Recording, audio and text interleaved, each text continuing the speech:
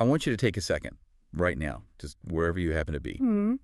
And I want you to just imagine the noise of your daily life. And we don't mean the physical noise, right? Right, exactly. I mean, I'm not talking about the traffic outside your window Yeah. or, the hum of the refrigerator. Or those endless notification pings on your phone. Yeah, those are definitely loud. But I am talking about the invisible noise. The internal noise. Yes, that constant thrumming pressure we all seem to feel to explain ourselves, That's a lot. to constantly defend our choices, Yeah. to speak up, to weigh in, to always have this perfectly articulate answer for absolutely everything. It's completely exhausting, isn't it? It really is. It's that lingering feeling that you are constantly on a witness stand, like you're being cross-examined by the world, By your colleagues, your family. even strangers on the internet. you know. Absolutely. So I just want you to take a deep breath. Just let it out. What if I told you that you don't have to answer them? That is a very comforting thought. Right. Today, we are going on a deep dive into this profoundly reflective piece of text. It's titled simply, "Sometimes Silence is a Way to Protect Yourself." It's a beautiful piece of writing. It really is. And our mission today isn't just to, read this text to you. No, we really want to dig into it. Exactly. We want to gently unpack the psychology and really the mechanics behind it. We are going to explore why choosing not to speak well, why it isn't a sign of surrender. Right. It's actually this calculated, profound act of emotional maturity. Okay, let's unpack this. Let's do it. Because it really requires, a fundamental paradigm shift in how we view communication. It does, because we live in a society that pretty much universally equates speaking with having power or having presence. Yeah, that's so true. From a very young age, we're conditioned with these phrases. Like, use your words. Exactly. Use your words, or stand up for yourself, or make sure your voice is heard. And I mean, don't get me wrong, those are crucial skills for navigating the world. Of course they are. But this conditioning, it creates what's fascinating here is the unintended side effect it creates. Which is what? We begin to subconsciously believe that if we aren't speaking, we are losing. Oh, wow. Yeah. We feel like if we are silent in the face of a challenge or maybe a misunderstanding, we are somehow just absent. Like we're weak. Exactly, or implicitly admitting defeat. But the text we are analyzing today completely inverts that framework. It completely flips it on its head. It does. It proposes that true power and true self-preservation often lies in the deliberate, conscious withholding of our words. Okay, I really want to look at how the source material establishes this, because it does it right away. Right at the beginning, yeah. It separates the act of being quiet from the state of being empty. That's a crucial distinction. It says, sometimes silence does not mean you have nothing to say. Which is so powerful. I think for a lot of us, when we go quiet during a tense situation, maybe a family argument or something at work. The person across from us makes an assumption. Right.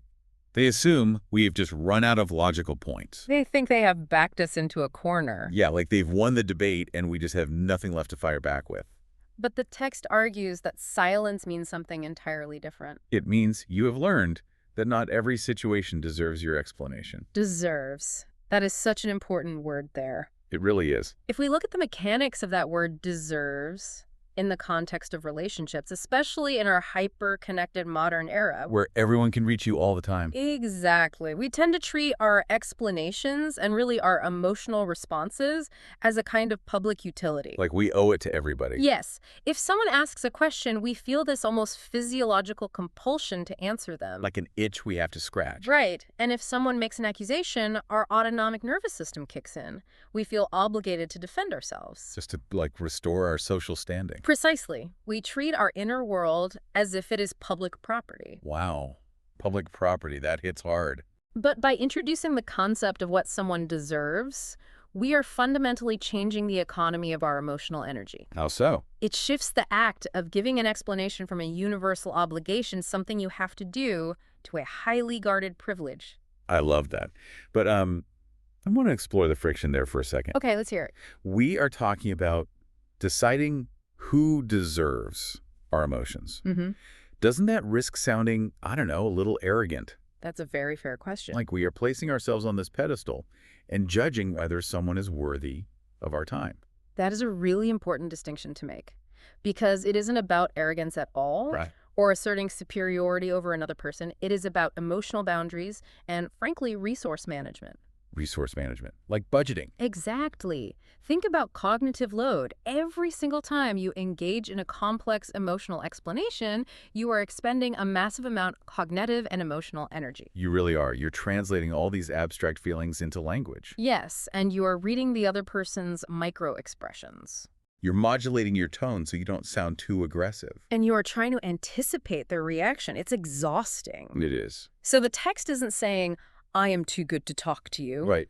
It is saying, I recognize that my emotional energy is a finite resource, and I am actively choosing not to spend it on a dynamic that will only deplete me. So it's not about their lack of worth as a human being. Not at all. It's about the lack of utility in that specific interaction. That makes a lot of sense. It really shifts the focus from judging them to just protecting yourself. Exactly. And the text follows this up by stating, not every person deserves access to your emotions. Access. Another incredibly potent concept. It is. In our digital lives, we understand access perfectly, don't we? We really do. We have passwords, we have two-factor authentication. Face ID, encryption for our bank accounts. Right, for our emails, everything.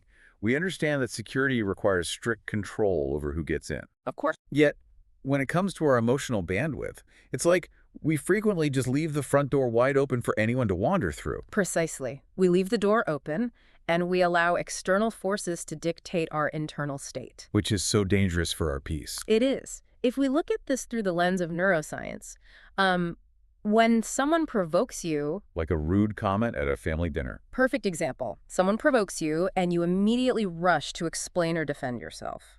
When you do that, your amygdala, which is the brain's threat detection center, has essentially been hijacked. Oh, wow. You are reacting to a perceived social threat. You're in fight or flight.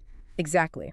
But when you consciously deny someone access to your emotional reaction, when you choose silence, you are engaging your prefrontal cortex. The logical part of the brain. Yes. Yeah. You are pausing the automatic reaction, evaluating the situation, and actively deciding not to participate. Which is so much harder than it sounds. It requires immense cognitive control. It kind of reminds me, instead of a physical vault, it reminds me of how a smartphone manages its battery.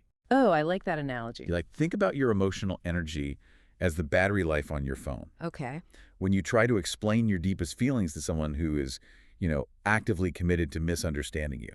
Which happens so often. It does. It is like running a massive processing-heavy application in the background of your brain. Yes. You aren't getting anywhere. The screen might even look blank, but your internal processor is just overheating. And your battery is draining at a terrifying speed. Exactly. You are pouring energy into a system that is completely incompatible with the data you are trying to share. That is such a vivid way to put it. So choosing silence in that moment is simply the act of force closing that app to save your battery. That is a much more accurate way to visualize it because it really highlights the invisible drain. Yeah, it's invisible, but you feel it so deeply. You do. And this brings us directly to the text's warning about the exhaustion of speaking to the wrong audience. Yes, the wrong audience. The author notes that there are moments when speaking only makes things heavier. Here's where it gets really interesting to me. How so? Because that feels completely counterintuitive, doesn't it? It does go against the grain. We usually think of speaking as a way to unburden ourselves. Right, getting it off my chest. Literally. We use phrases like that all the time. The cultural narrative is that if you put your feelings into words, they will become lighter and just float away. Like releasing a balloon. Exactly. Hi. But the text recognizes this very painful reality, which is that sometimes words actually add density. They add density because of the expectation attached to them. What do you mean by that? Well, when we speak our truth, we subconsciously expect it to be received with empathy. Or at least some basic understanding. Right. But when you articulate a complex, vulnerable emotion to an audience that is hostile, Or maybe just indifferent. or indifferent, or simply incapable of holding that emotion, the burden doesn't float away. It doesn't. It bounces back at you. Oh, that's a painful image. And now, you are not just carrying the original emotion. You are carrying the original emotion, plus the frustration of being invalidated. Plus the exhaustion of all that effort you just put in. Exactly. And the sting of their rejection, the psychological weight just compounds. It really does. The text specifically highlights the danger of explaining yourself to someone who refuses to understand. Refuses. That's a strong word. It says this act only drains your heart. But I have to push back here a little bit. Okay, go ahead. Because this goes against almost everything we are taught about conflict resolution. It definitely does. From grade school onward, we are taught that communication is like this universal skeleton key. Right. We are told that if there is a conflict, you sit down, you use your I statements. You practice active listening. Yeah. And eventually, if you just find the exact right combination of words, you can resolve anything. Yeah, it is the myth we are sold, yes. So are we saying that this model of communication is flawed? Are we just giving up when things get difficult? We aren't giving up at all. We are recognizing the limits of that communication model you just described. The limits of it. Yes, because the communication solves everything. Myth relies on one massive, often completely unspoken assumption. Which is? It assumes both parties are entering the dialogue in good faith. Ah, good faith. It assumes that the other person's lack of understanding is merely a lack of information. Like they just don't have all the facts yet. Exactly. The logic is, if I just give you more data about my feelings and my perspective, you will process that data and arrive at empathy. But people aren't computers. No, they aren't, and that's why the text uses a very deliberate verb. Refuses. Refuses to understand. Yes. Explaining yourself to someone who refuses to understand, refusal is an active choice. So they aren't failing to understand because my words are wrong or because I didn't use an I statement properly? Not at all. They are failing to understand because they have a vested interest in misunderstanding me. Exactly. And this is often tied to a psychological phenomenon known as cognitive dissonance. Can you break that down for us? Sure. If understanding your perspective requires the other person to admit they were wrong, Which nobody likes doing. right, or if it requires them to shatter their own carefully constructed narrative about who they are or who you are, Their brain will just reject it. their brain will literally block out your words. Their ego requires them to misunderstand you just to protect their own self-image. Wow. So no amount of perfect vocabulary or perfect I statements can penetrate a wall that is being actively reinforced from the inside. Actively reinforced from the inside. That is a really heavy realization. It is. Their narrative actually requires them to misunderstand you. Yes. So when you are standing there, pouring your heart out, trying so hard to build a bridge of communication. They are actively dismantling it on their side. And that leads to what the text describes as really the ultimate self-injury. Yes. It says, defending your truth to the wrong people only hurts you more. The mechanics of this self-injury are profound. How does it hurt us, practically speaking? Well, every time you try to hand your vulnerability to someone who repeatedly drops it, you are not just failing to resolve a conflict. Right. You are inadvertently teaching your own nervous system that your truths are unsafe. Oh, that's heartbreaking. It is. You are actively participating in a cycle of your own invalidation. Because you keep going back to the dry well. Exactly. The author is urging us to recognize when a dialogue has ceased to be a bridge and has instead become a boxing ring. A boxing ring where, like, our opponent has loaded gloves. Yes, where you cannot win and you are only going to get hurt. So if speaking makes the burden heavier, and if defending our truth actively hurts us, what do we do? Well, we reach a turning point. Right. We have to make a choice about what is actually important to us. You. The text says we choose silence, but it immediately clarifies the nature of this choice. It makes sure we don't misinterpret it. Right. It says, not because you are weak, not because you have lost, but because you finally understand that your peace is more important than being right. And this is where we have to confront the ego. Oh, the ego? If we connect this to the bigger picture, modern society, which is heavily influenced by the architecture of social media. Right, the comment sections, the likes, the retweets. Exactly. It is completely obsessed with the concept of winning. Everything is a debate. Life is increasingly framed as a series of public debates. If someone mischaracterizes you or disagrees with you, the overwhelming societal expectation is that you must immediately issue a rebuttal. You have to clap back. You must argue your case, bring the evidence, and prove your righteousness to the world. Yeah, the ego operates like a very loud, panicked defense attorney living inside our heads. That's a great way to picture it. Whenever we feel misunderstood, it's like that attorney slams their hands on the desk and yells, "Objection!" We must correct the record. Exactly. We must present our evidence to prove we are smart and justified. It's a very, very compelling voice. It is compelling because it is actually tied to our evolutionary survival. Wait, really? How so? Historically, if you go back to early human tribes, being misunderstood or ostracized by the group was a literal death sentence. Oh, because you couldn't survive on your own. Precisely. You needed the tribe for food, for protection. So the ego's drive to be right and to manage our reputation is this ancient survival mechanism. It's trying to keep us safe. It is, but the text is offering us a radically different, modernized path. Because we aren't in danger of being exiled into the wilderness anymore. Exactly. It is suggesting that constantly employing that inner defense attorney is actually bankrupting your peace. Bankrupting it. Wow. The feeling of being right is fleeting.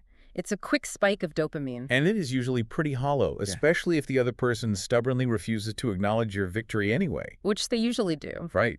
Peace, on the other hand, isn't a quick spike of dopamine. No, peace is a sustained internal state of neurological regulation. It's quiet. It is a parasympathetic state where your heart rate is steady and your mind is clear. So you're not agitated. Right. The author is basically arguing a simple equation of value.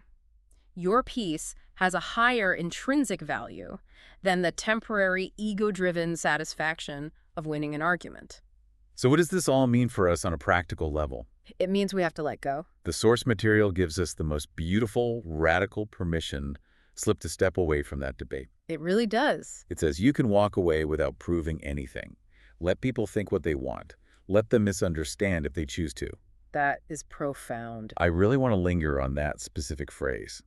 Let them misunderstand if they choose to. It is an incredible act of psychological liberation. It feels like taking off a heavy backpack. It is, because we spend vast amounts of our lives terrified of being misperceived. Always managing our image. We twist ourselves into knots trying to curate and manage everyone's perception of us. We want to be the sole author of how the world experiences us. But we can't be, can we? No. The brutal, liberating truth is this. We have zero control over the psychological lens through which other people view the world. Zero control. None. If someone's lens is smudged with their own unhealed trauma or their own insecurities or their own cognitive biases, Which everyone has. right, they're going to see a distorted version of you regardless of how clearly you present yourself. Which makes the instruction to let them so powerful. Yes. You are not failing to make them understand. You are actively allowing them to have their incorrect perception. You are stepping out of the way. It is a surrender of control, but in the most empowering way possible. Absolutely. It makes me think about the concept of the spotlight effect in psychology. Oh, yes. That's very relevant here.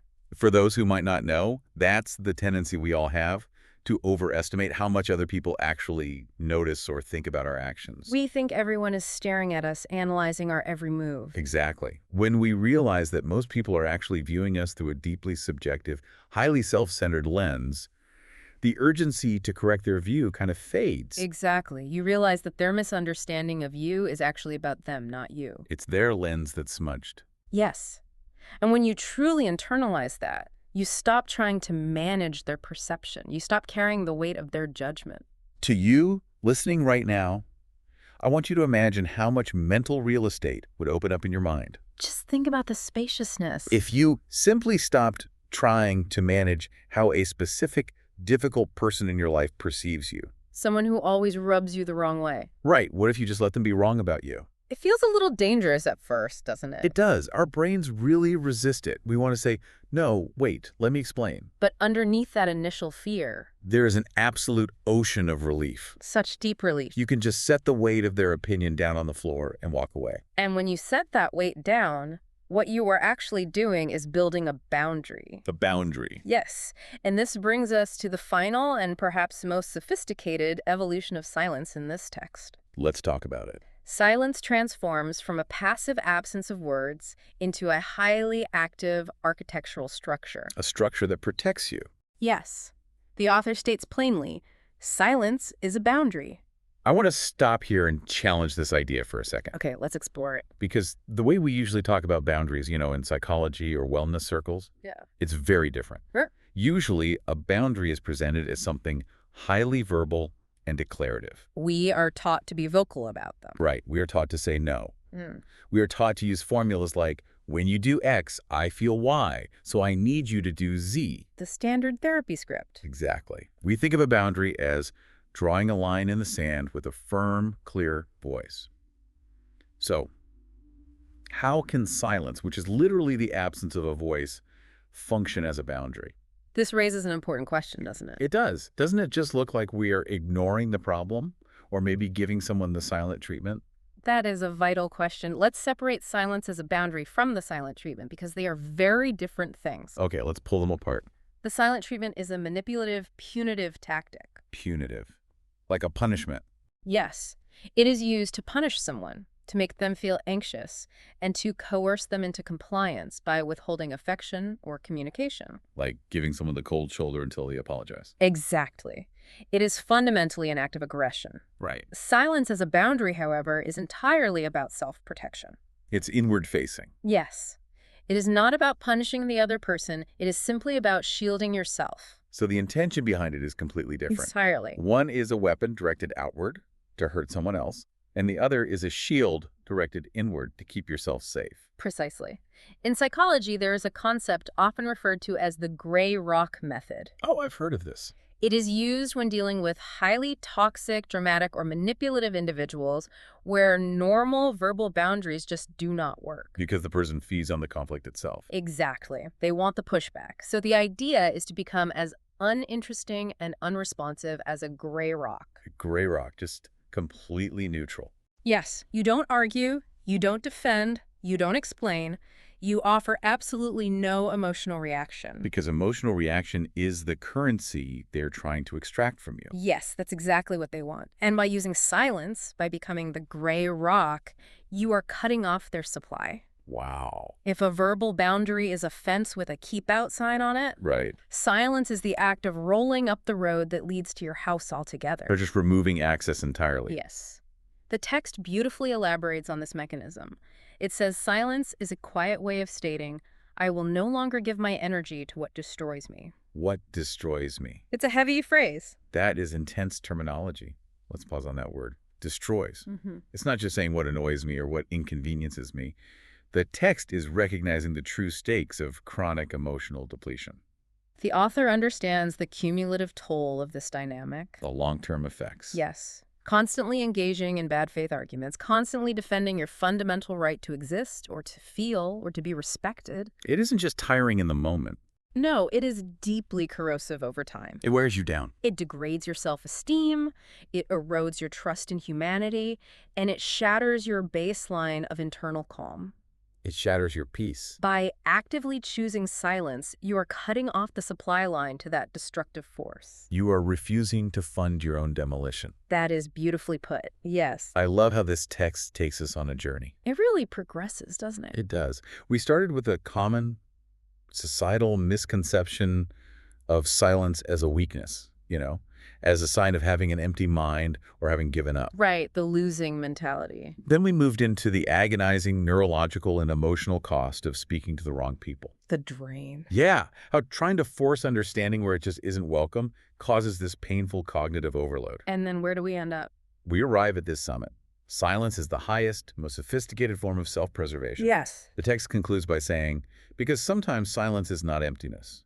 Sometimes silence is self-respect. And sometimes silence is the way you protect yourself. It's just a masterful redefinition. It is. Emptiness implies a void, a lack of something that ought to be there. Like something is missing. But self-respect is the profound presence of self-worth. Presence, not absence. Exactly. By consciously withholding your words from an unworthy dynamic, you are communicating something incredibly powerful to yourself. Because you are the one who needs to hear it. Yes. You are the most important audience in the scenario. You are telling your own nervous system, my inner world is sacred. My energy is valuable. And I will not throw it into a chaotic void just to prove to someone else that I have a voice. I want to encourage you, the listener, to actively visualize this kind of silence. Visualization helps so much. The next time you find yourself in one of those moments, and we all have them. Oh, absolutely. Maybe there's an accusatory email from a colleague that makes your heart race. Or a passive-aggressive comment from a relative at a holiday dinner. Right, or a baiting question from someone online who just wants to argue. Just looking for a fight. Exactly. In that moment, don't picture silence as a cold, rigid stone wall you have to desperately hide behind. That feels too defensive. It does. Instead, visualize your silence as a heavy, warm, incredibly comforting blanket. A sanctuary. Yes. You are taking that blanket and gently wrapping it around your own shoulders, around your own heart. You're tucking yourself in. Exactly. The storm of their opinions, their judgments, and their demands might be raging outside. Let it raid. Let it rage, because inside that blanket, you are warm, you are quiet, you are safe. You do not have to step out into the freezing rain to fight the storm. You just have to stay warm. That visualization perfectly captures the essence of what this text is trying to teach us. It brings it all together. It shifts our focus entirely away from external conflict management and toward internal sanctuary building. Eternal sanctuary building. I love that phrasing. The world is always going to be loud. There will always be an infinite supply of opinions, accusations, and misunderstandings waiting for you out there. An endless supply. If our only strategy for dealing with the noise of the world is to try and outshout it, We will eventually lose both our voices and our minds. we will. Silence isn't a retreat. It is the portable sanctuary we carry with us. It really is. It is the ultimate tool of emotional conservation. Yes. As we begin to wrap up our deep dive today, let's just softly remind ourselves of the path we've walked through these few really powerful lines of text. Let's summarize it. We've learned that silence is a highly conscious executive function choice. It's deliberate. It is an active assessment of who and what truly deserves our limited emotional energy. And we've explored the psychology of why trying to force closed-minded people to understand us doesn't lighten our load. It actually makes it painfully heavier. Right. We've discussed the liberating, profound trade-off of prioritizing our own parasympathetic peace. Over our ego's desperate need to be right. Yes, and we've embraced the radical act of simply letting people misunderstand us. Just letting them be wrong. And finally, we've seen how silence acts as an invisible, impenetrable boundary of self-respect, protecting our core selves from the dynamics that would otherwise break us down. It is fundamentally a philosophy of subtraction. Subtraction. Say more about that. Well, in a modern culture that constantly tells us to add more words, add more arguments, add more defenses. Post another comment, write another response. Exactly. This text serves as a beautiful, grounding reminder. That less is more. Sometimes taking things away, stripping the interaction down to the absolute bare minimum of silence. Is the most powerful, commanding move we can possibly make. So, to you listening right now, as you move forward into whatever the rest of your day or your evening holds, I want you to remember this. Keep this close to your heart.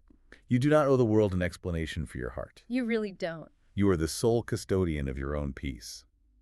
When the invisible noise rises, when the pressure to engage and defend yourself feels overwhelming, Just remember. remember that you have the profound, beautiful right to simply remain quiet. You have the right to close the application. You have the right to keep your energy entirely for yourself. And I'll leave you with this one final thought to mull over as we close today. Okay, let's hear it. If silence is the active boundary that protects you from the noise of those who refuse to understand, Yes. perhaps that very same silence is the exact space you have been needing to finally hear, understand, and heal yourself. Oh, wow. A quiet space just for you. Just for you. Take a deep breath. Let the silence in. We will see you on the next deep dive.